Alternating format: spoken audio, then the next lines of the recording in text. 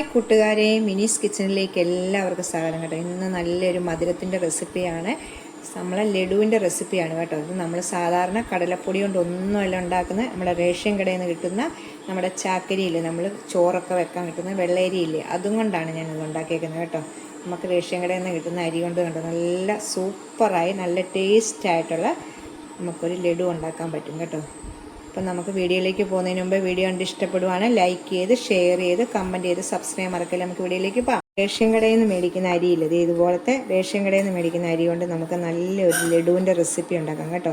നമ്മൾ കടലമാവ് ഒന്നും വേണ്ട, ഇതുപോലത്തെ അരി കണ്ടോ, നമ്മളെ ചാക്കരിയില്ല റേഷൻ കടയിൽ നിന്ന് മേടിക്കുന്നത്, അതുകൊണ്ട് നമുക്കൊരു ലഡു ഉണ്ടാക്കുവാണ്. അപ്പോൾ ഞാൻ അതിനായിട്ട് ഒരു കപ്പ് 250 ml കപ്പിന് 1 കപ്പ് അരി 3 മണിക്കൂർ നേരം കുതിർത്തെടുത്തിട്ട്, ഇത് പച്ചരിയല്ല, നമ്മൾ നല്ലോണം കഴുകി 3 മണിക്കൂർ എടുത്തേക്കുന്ന ഇതുപോലത്തെ ചാക്കരി തന്നെ എടുക്കണം കേട്ടോ.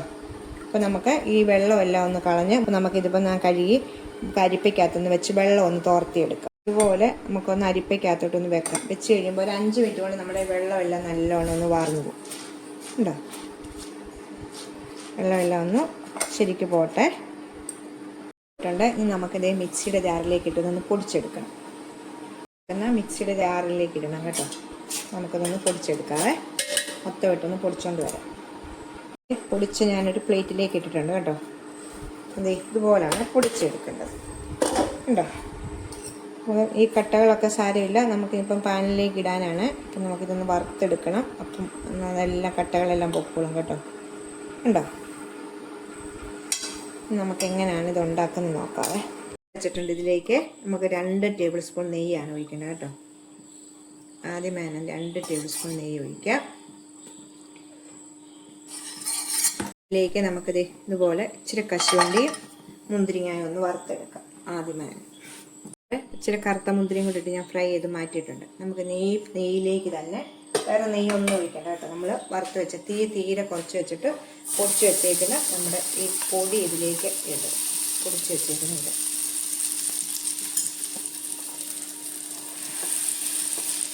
കട്ടകളൊക്കെ ഉണ്ടെങ്കിൽ നമ്മൾ ഇളക്കുമ്പോൾ ആ കട്ടകളെല്ലാം മാറിക്കോളും കേട്ടോ.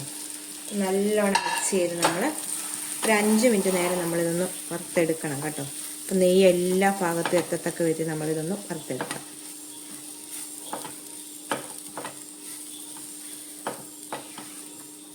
നെയ്യ് എല്ലായിടത്തും ആകത്തക്ക വിധത്തിൽ ഞാൻ ഇതായിട്ടുണ്ട് കേട്ടോ. നമ്മളിത് ശരിക്കും വറുത്തെടുക്കണം കേട്ടോ. അതിന് നമ്മൾ ഇച്ചിരി സമയം എടുക്കേണ്ടതാണ്. ഏതായാലും നമുക്ക് ഈ സമയം നമുക്കിതിലേക്ക് ഒരു 1/4 കപ്പ് തേങ്ങയും കൂടി ഇടാം. തേങ്ങയും കൂടി ഇട്ട്, അപ്പോൾ ഈ തേങ്ങയും ഈ അരിയും നല്ലവണ്ണം വറുത്ത്, നമ്മൾ അരിയൊക്കെ വറുത്തെടുക്കത്തില്ല, അതേപോലെ നമ്മളിത് വറുത്തെടുക്കണം നല്ലവണ്ണം. തീ കുറച്ചിട്ട് വേണം നമ്മളിത് വറുത്തെടുക്കാനായിട്ട്.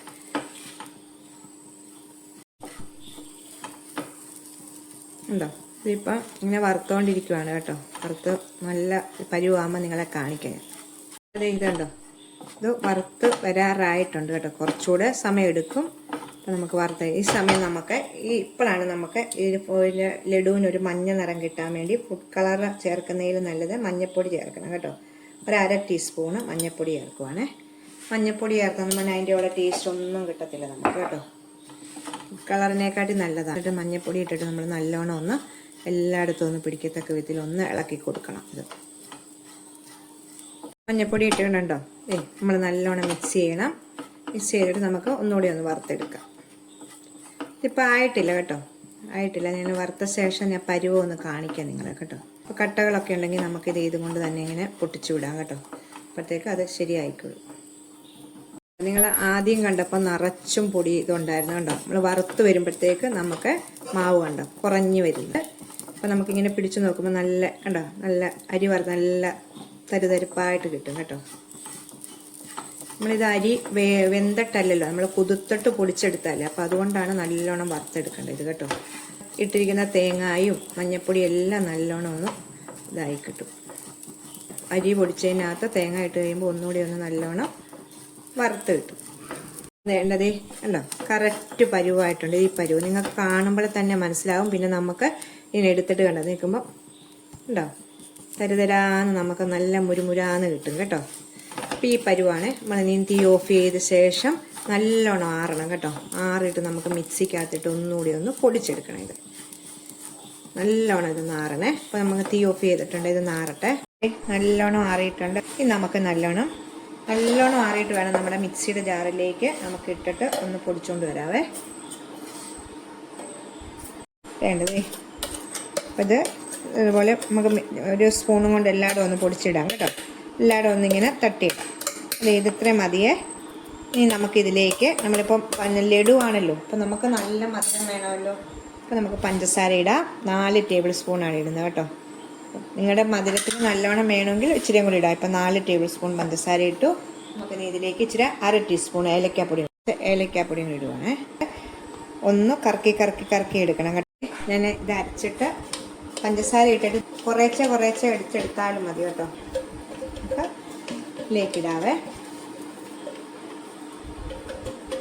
നല്ലോണം ഒന്നിച്ച് ഇതൊന്ന് ആക്കാം കേട്ടോ.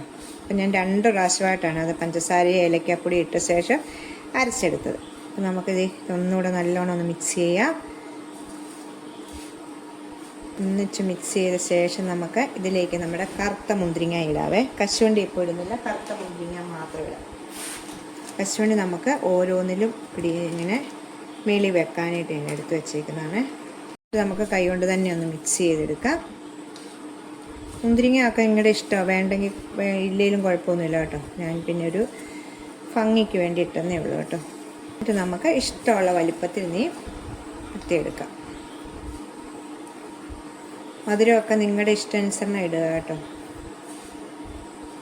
ഞാൻ നേരത്തെ നമ്മുടെ കടലമാവ് കൊണ്ടുള്ള ലഡുവൊക്കെ ഇട്ടിട്ടുണ്ട് റെസിപ്പി കേട്ടോ.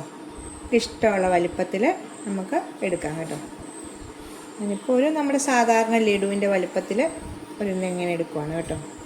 ഉണ്ടോ, നല്ലോണം ചെയ്യാൻ പറ്റും നമുക്ക്. ഉണ്ടോ, നല്ലോണം നമ്മൾ കൈ കൊണ്ട് നല്ല പ്രസ് ചെയ്ത് കൊടുക്കണം ഇത് കേട്ടോ. അപ്പം നല്ല സോഫ്റ്റായിട്ടിരിക്കും. ഇച്ചിരി കഴിയുമ്പോൾ നല്ല ഇതായിട്ടിരിക്കും. നമ്മൾ കടയിൽ നിന്നൊക്കെ മേടിക്കുന്ന ലഡു അതേ ടൈപ്പ് കിട്ടും കേട്ടോ.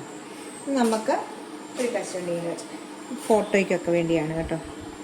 നടുക്കായിട്ട് നമുക്കൊന്ന് വെച്ച് കൊടുക്കാവേ. നമുക്ക് അടുത്തത് ഇങ്ങനെ എടുക്കാം. എല്ലാം ഒന്നും ഇങ്ങനെ ഉരുട്ടിയെടുക്കാവേ, ഒരേ വലിപ്പത്തിൽ. ഇപ്പം 10 ലഡുവിനുണ്ടായിരുന്നു കേട്ടോ. കണ്ടോ,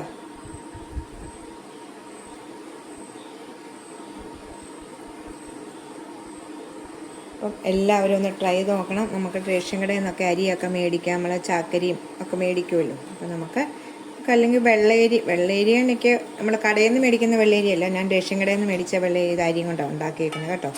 അപ്പം ഞാൻ നിങ്ങളെ പൊട്ടിച്ച് കാണിക്കാവേ. കണ്ടോ, എല്ലാവരും ഒന്ന് ട്രൈ ചെയ്ത് നോക്കണം. അടുത്ത വീഡിയോ കാണാൻ. ടാറ്റാ.